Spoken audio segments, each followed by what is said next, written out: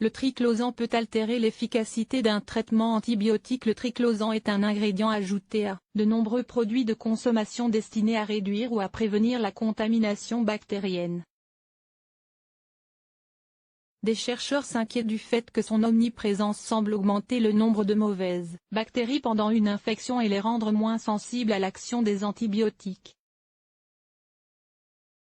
Il entre dans la composition de cosmétiques et produits de soins, savons, déodorants ou dentifrices, de médicaments, d'articles en textile et en plastique.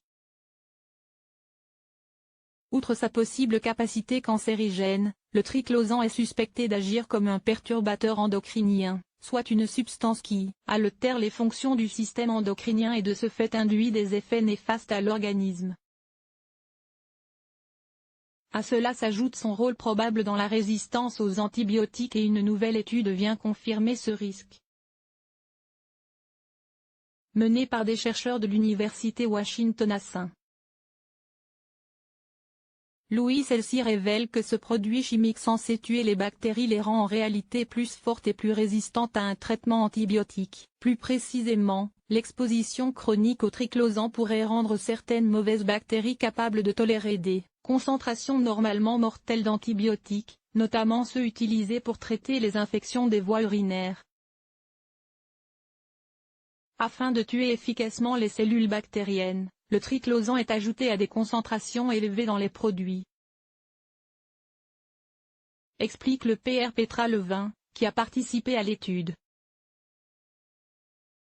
Il reste longtemps dans le corps et dans l'environnement. Les chercheurs se sont particulièrement intéressés aux antibiotiques bactéricides qui détruisent les germes et sont généralement prescrits pour traiter les infections bactériennes. Les antibiotiques ne peuvent pas faire leur travail avec le triclosan. Ils ont traité des bactéries avec ces derniers et surveillé leur capacité à survivre dans le temps.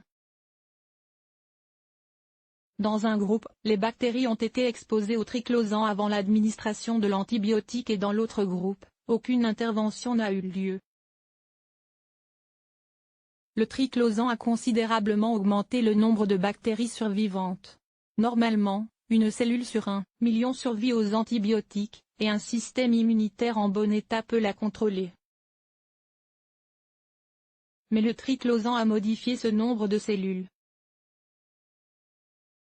Au lieu d'une bactérie survivante sur 1 million, un organisme sur 10 survit après 20 heures. Dans ce cas, le système immunitaire est dépassé, ajoute le Pr Petra Levin dans un communiqué.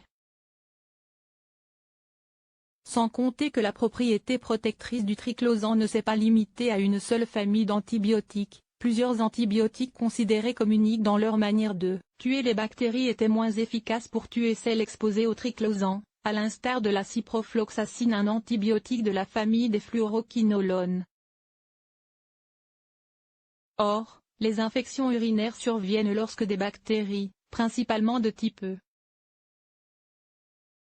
coli, pénètrent et infectent les voies urinaires et des antibiotiques tels que la ciprofloxacine sont très utilisés pour en venir à bout. Les chercheurs craignaient donc que la présence de triclosan dans le corps puisse nuire au traitement des infections urinaires.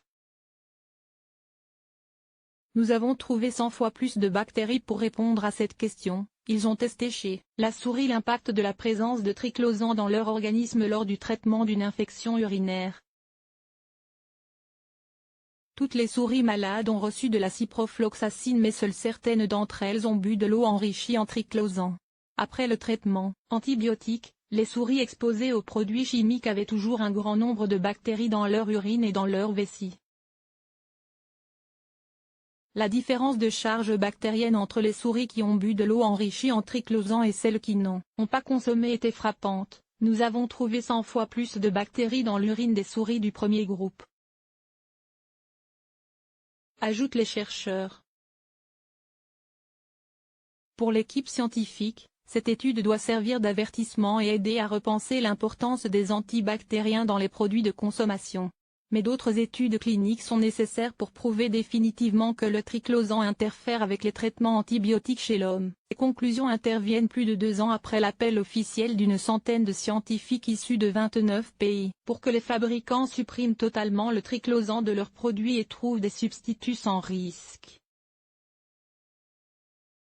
À noter que dans l'Union européenne son usage en tant que conservateur ne doit pas dépasser 0,3% pour les dentifrices, savons et gel douche et 0,2% pour les bains de bouche.